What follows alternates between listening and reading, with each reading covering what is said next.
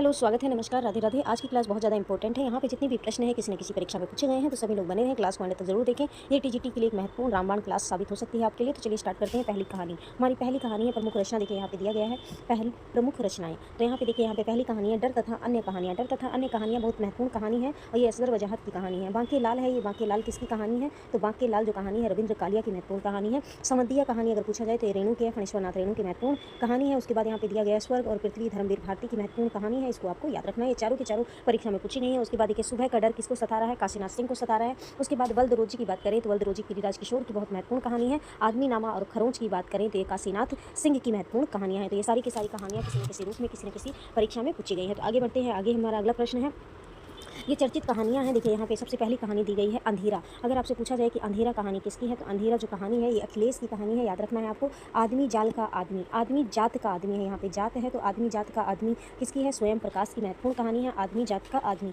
आदमी जो है स्वयं के प्रकाश से कुछ भी कर सकता है। गली के मोड़ पर सूना सा कोई दरवाजा, गली के मोड़ पर अगर पूछे कि सूना सा कोई दरवाजा किसकी है, तो ये रामदरस मिश्र की महत्वपूर्ण रचना है। यहाँ पे दिया गया रामदरस मिश्र, तो यहाँ पे याद रखेंगे गली के मोड़ पर सूना सा कोई दरवाजा रामदरस मिश्र की महत्वपूर्ण रचना है। उसके बाद गरीबी हटाओ, गरीबी हटाओ जो रचना है रविंद्र कालिया की महत्वपूर्ण रचना है। उस्ताद अगर आपसे पूछे कि उस्ताद किसकी है, तो ये उस्ताद स्वयं प्रकाश की महत्वपूर्ण रचना है। याद रखना है आपको। उसके बाद देखिए झूठी है तेतरी दादी। अगर आपसे पूछे कि झूठी है तेतरी दादी किसकी है, तो ये संजीव की रचना है। याद रखना है आपको, संजीव की रचना है झूठी है तेतरी दादी।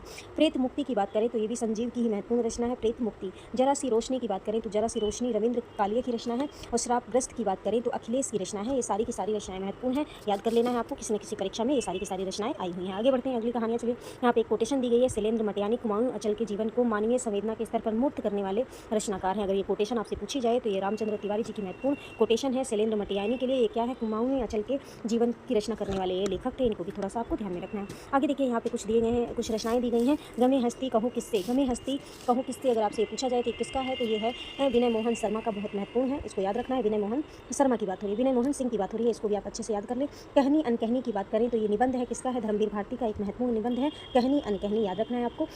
हिंदू मुस्लिम के प्रेम एवं विवाह का चित्रण पांडे बेचन शर्मा उग्र ने किस उपन्यास में किया है? तो चंद हसीनों के खतून इनका एक उपन्यास है, इसमें इन्होंने हिंदू मुस्लिम प्रेम विवाह का चित्रण किया है। उसके बाद विजन उपन्यास किसका है? तो विजन उपन्यास जो है ये मैत्रेयी पुष्पा जी का उपन्यास है, बहुत महत्वपूर्ण है। कितना बड़ा झूठ अगर ये उपन्यास पूछा जाए तो उषा प्रियमदा जी का है। याद रखना है आपको। आगे बढ़ते हैं। यहाँ पे देखिए कुछ कोटेशन दी गई। हिंदी के मुसलमान कवि तथा हिंदी के मुसलमान कवि नामक साहित्य इतिहास ग्रंथ की रचना किसने की थी? तो गंगा प्रसाद जी ने की थी। ये महत्वपूर्ण है, इसको याद रखना है आपको। अगर ये रचना पूछे तो गंगा प्रसाद की है। हिंदी साहित्य का पहला इतिहास लेखक किसने लिखा था? तो गार्ता तासी ने लिखा था। यह निर्विवाद है। अगर ये कोटेशन पूछे किसकी है तो ये नलिन विलोचन शर्मा की है। इस निर्विवाद शब्द को आप पकड़ लीजिए तो आंसर तक आप पहुंच जाएंगे। निर्विवाद अगर आए गार्ता तासी के लिए तो नलिन विलोचन शर्मा जी का ये कथन है। आगे देखिए वेदांत विचार किसकी है? तो J.A. शर्मन की ये रचना है, वेदांत विचार महत्वपूर्ण है। नल नरेश की बात करें तो नल नरेश प्रताप नारायण पुरोहित की रचना है। याद रखना है। खुरदरी हथेली, खुरदरी हथेलियां अगर पूछा जाए तो अनामिका की रचना है। याद रखना है आपको।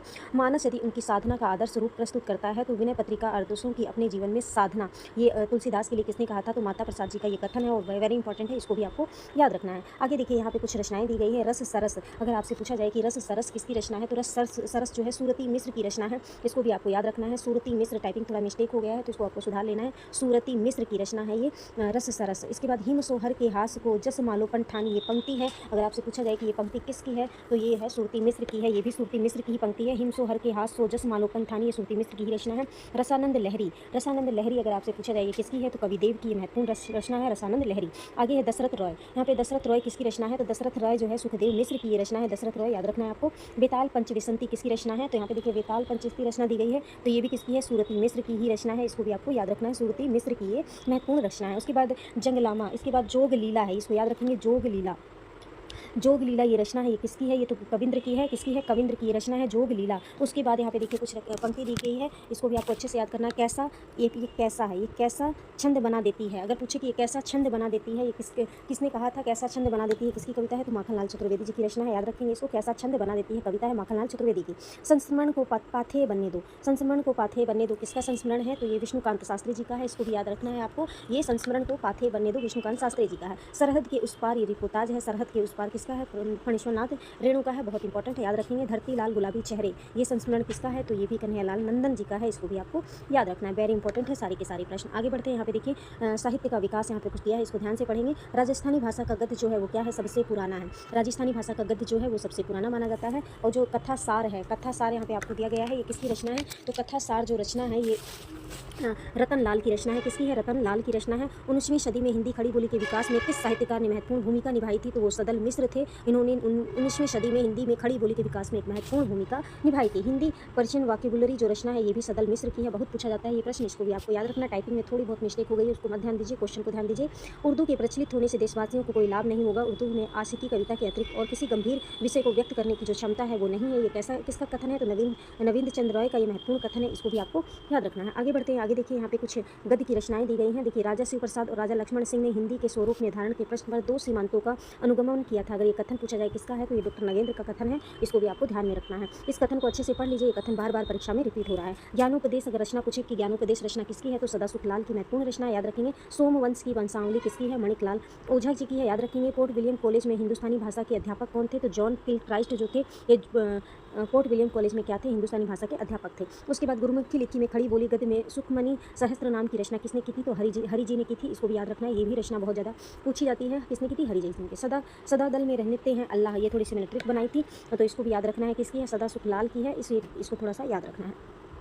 आगे बढ़ते हैं, आगे देखिए यह प्राचीन इतिहास का अनुवाद। प्राचीन इतिहास का अनुवाद किसने किया था? मार्क्स मैन ने किया था। इतिहास अब बहुत पुराना है, उसको अनुवाद कौन कर सकता है? कोई मैन ही कर सकता है। हेनरी मार्टिन ने 1801 में बाइबल का अनुवाद किया था। किसमें? तो हिंदी और उर्दू दोनों भाषाओं में किया था, तो ये भाषा पूछी जाती है।